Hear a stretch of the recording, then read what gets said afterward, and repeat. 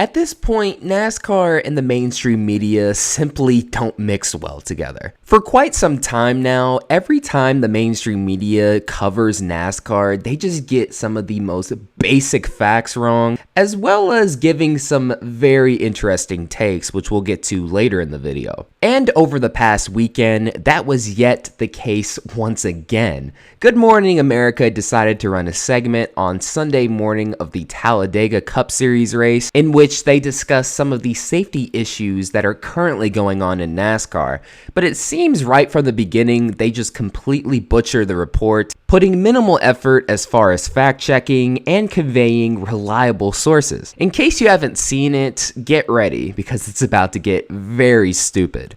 We start with NASCAR drivers raising red flags over the new next-gen car, voicing concerns about safety following injuries to some drivers. We're not even 10 seconds into the story and already a red flag. That is clearly not the next-gen car. That's a truck series wreck that happened the previous day, and there hasn't been anybody talking about safety concerns in the truck series anyways. This was just one of those freak accident deals.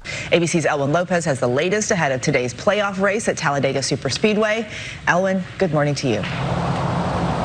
Yeah, Eva, good morning to you. This weekend, two drivers were missing from that race, sidelined after suffering concussions. And this time, another one off the tracks. Jordan Anderson jumping out of his burning truck on Saturday just in the nick of time.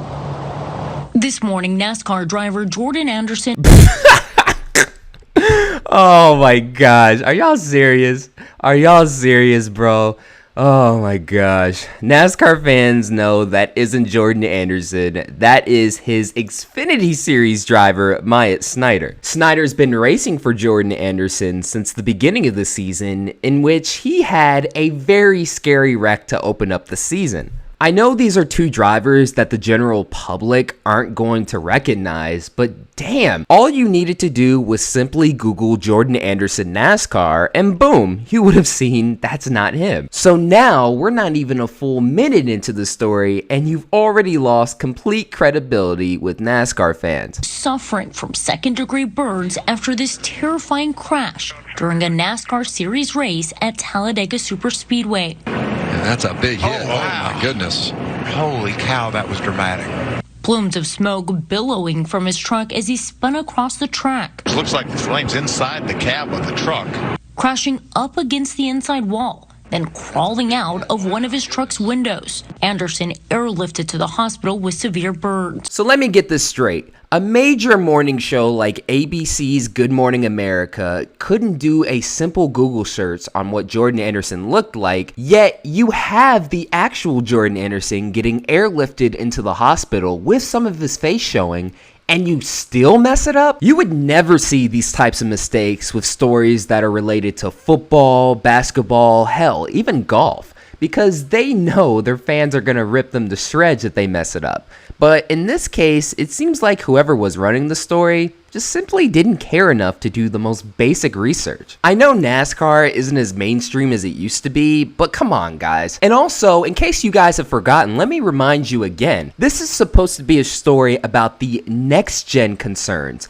I know Jordan Anderson's wreck was crazy, but if you're talking about the next gen, why does most of the story consist of Jordan Anderson's fiery truck crash? Nobody raised any concerns about the safety in the truck series. I think after this wreck had happened, they decided to throw it in the story last minute and kind of turn it around into this whole, oh, NASCAR as a whole is having safety problems, when in reality, it's simply just the next gens. The fiery crash unfolding the same weekend as racers Alex Bowman and Kurt Busch are sidelined, both with concussions after suffering injuries in NASCAR's new next-generation cars.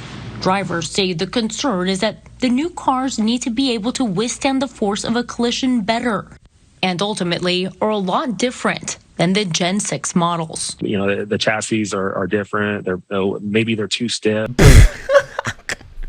Oh my gosh, just when you think the story couldn't get butchered any worse, it just gets worse and worse and worse with each passing minute.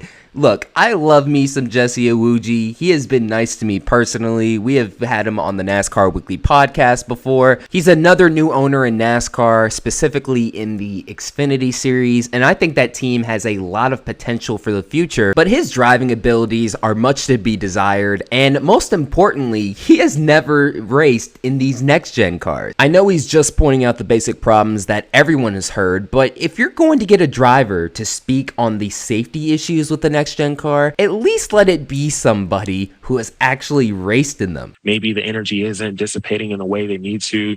Those drivers now feeling the heat from NASCAR's most famed drivers, including champion driver Chase Elliott. Those types of incidents didn't result in injuries in the past handful of years. I just hate to see us go backwards. Again, what does showing Jordan Anderson's fiery truck have to do with the next-gen safety concerns? At this point, the story is already butchered enough, but just small details like that are just what irks NASCAR fans the most. I'll give them some credit though, at least they showed what Chase Elliott said about the next-gen safety concerns, as well as multiple Cup Series drivers tweeting about it. But why couldn't they have just played more clips of their sound bites speaking on the next-gens, as well as showing more next-gen crashes? There's plenty out there. I'm afraid that we have. You've got high-profile drivers, in this case Busch and Bowman, who are out because of the concussions that they have suffered while driving this new car.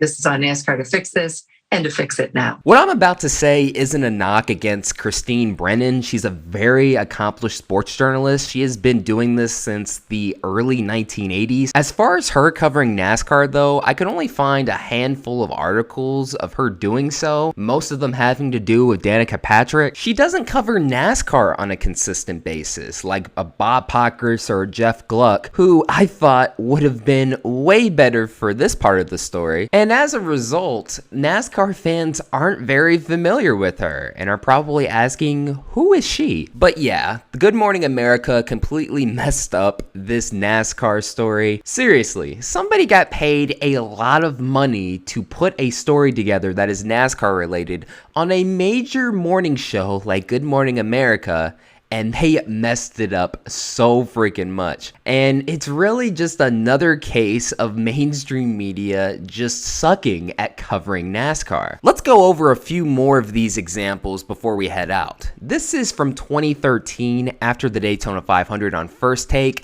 I know Skip Bayless has a ton of bad takes, but this one in particular, in my opinion, is up there, at least in his top 10, maybe even top 5 worst takes ever. If I'm another driver, I'm thinking the Tiger Woods effect. Sure. Tiger Woods elevated golf and made multi-millionaires of the top 50 golfers because he put it on the national map. But we don't disagree there. Okay, but Danica, if she had won this, do you realize this wouldn't be our second question? This would be our first and second question, right? If she had won this event, it would have been extraordinarily beneficial to all the other drivers on NASCAR. So I'm saying, wouldn't they have discussed that?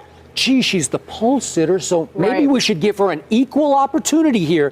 If she's in position, if she can hang and be third with 2 laps to go, one of us should step up and say, here, let me help you. Well, then there's a question about the sport then, because obviously they didn't have to and they elected not to, considering where she ended up. Oh my gosh. That has to be one of the worst takes in NASCAR history, period. Other drivers aren't thinking about where Danica Patrick is going to finish and how her winning the Daytona 500 is going to benefit the sport for everybody. They're thinking about winning the biggest freaking race of their lives here. And if you watch the final lap of the 2013 Daytona 500, it's pretty obvious that her winning was the last thing on their minds. This next segment is a very serious one. This was in the aftermath of the whole Tony Stewart, Kevin Ward Jr. situation, and what ABC News was insinuating was pretty disgusting in my opinion. The crash happened on the same track where just last summer, Stewart was involved in an accident that seriously injured a 19-year-old driver. He took responsibility for that crash. The 43-year-old star has earned a reputation as a great driver with a bad temper. Tony Stewart here was out of his car, throwing his gloves. From throwing gear at competitors during several races to butting heads heads with a fellow driver last year. If he ever turns down a cross in front of me again, I don't care what lap it is, he won't make it through the other end of it. This morning, Ward's family is lashing out. His aunt writing on Facebook that Stewart, whose nickname is Smoke, has left her family with a deep hurt that should not be there. And Ward's mother telling ABC News overnight, the family appreciates all the prayers and support. And right now, there are no criminal charges against Stewart, but they have not been ruled out, Robin. Look, we all know Tony Stewart has a history of lashing out against other drivers, but what did that have to do with this particular situation? What was the point of even bringing that up? Obviously, rest in peace to Kevin Ward Jr., and my condolences still go out to his family, but he ran onto an active racetrack in a black suit and black helmet where two other cars before Tony Stewart came into the picture barely avoided him and ended up getting hit. I didn't see any other point in bringing up Tony Stewart's past history for this situation other than just bringing it up for the sake of controversy. Because once that's out there in the mainstream, public opinions begin to change. Oh, well, did you see the news segment? There's a ton of history of him lashing out at drivers. Maybe this time he actually snapped. I mean, what? Since I have a video planned on that whole situation in the future, we're just gonna leave it at that. But this last clip, in my opinion, is the funniest. This was after Kurt Busch's spring Martinsville win back in 2014. The same race where him and Brad Keselowski had gotten into it early in the race, and this ESPN reporter tries his hardest to just bait him, and Kurt Busch wasn't having it. I think it's safe to say Brad Keselowski is not gonna be one of those. I want you to take a listen to this from Brad, and we'll get your reaction. You know, once or twice when it happens, you start to go, hey, you know, it happens. But when it happens repeatedly, then you just realize who the person is that's at fault, and you just got to make sure you show them that you're not going to take that. And I'm not going to take it, and I know this team's not going to take it. Tell him, come here. I'm right here. He knows where I'm at. Leave victory lane. We'll go. All right. It's calling you out. What do you say about that? You guys done now? It's just an awesome day for us to win with Haas Automation. To have Gene Haas believe in me enough to put me in this fourth car and to win for Chevrolet, it's incredible. You know, when some tool runs into somebody else on pit road and then I'm going around the accident and then he runs into me, then wants to start it all on the track, that was 100 laps into the race. We had 400 to go, and we put on a genuine battle to win the race with Jimmy Johnson, an 8-time winner, 6-time champion. That's more of the story. It's not about the little riffraff that he's trying to create. Fair enough. Just real quick, though, if he was standing right next to you in the garage right now, what would you say to him? You know what? We won. We're in the chase. We have our job to do to be in the top 16. And so we've got our things we need to be worried about. So you clowns trying to egg us on isn't going to do anything. All right. My apology. No doubt about that. I think most NASCAR fans can agree that this is one of the only few times they were happy to see Kurt Busch lash out at the media. Then when you add more context into Kurt Busch's past anger management problems, it was clear that ESPN knew about them and were doing their best to bait him, and he was not having any of it. But yeah, in conclusion, the mainstream media is just terrible at covering NASCAR, and even though it happened recently, I wanted to show you guys towards the end of this video that there has been a long history of this. In most cases, they rarely want to cover the actual racing. Instead, they want to talk about some BS stories that happen mostly off the track. And then, in the few times they do talk about the on-track product, whether it's the racing or the safety problems, they mess that up too, as we recently saw. There's a whole bunch of other stories that the mainstream media has covered that are NASCAR related, and I might have to do another video on this, but I only have time to cover these ones. But yeah, let me know what you think in the comments below. Is this something that us NASCAR fans, as well as the sanctioning body itself, just have to deal with? Or do you think there is some hope in the future that the mainstream media will eventually cover the sport correctly whenever they do so? And once again, that'll do it for another video. Thank you guys so much for watching. This is Black Flags Matter. Catch you next time.